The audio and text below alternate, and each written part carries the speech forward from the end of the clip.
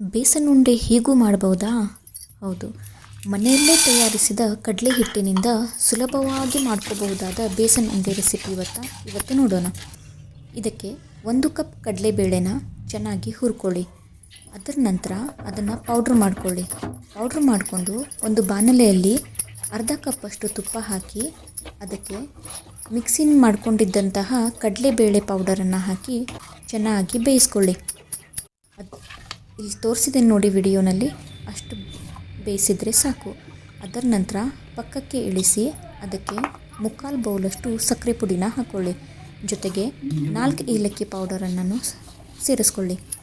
ಇದನ್ನೆಲ್ಲವನ್ನು ಚೆನ್ನಾಗಿ ಮಿಕ್ಸ್ ಮಾಡಿ ಉಂಡೆ ಕಟ್ಟಿದರೆ ಬೇಸನ್ ಉಂಡೆ ರೆಡಿಯಾಗುತ್ತೆ. ನಾವು ಸಾಮಾನ್ಯವಾಗಿ ಮಾಡುವ ಬೇಸನ್ ಉಂಡೆಗಿಂತನೂ ಟೇಸ್ಟ್ 1 ಪಟ್ಟು ಜಾಸ್ತಿನೇ ಇರುತ್ತೆ. Like, share and subscribe.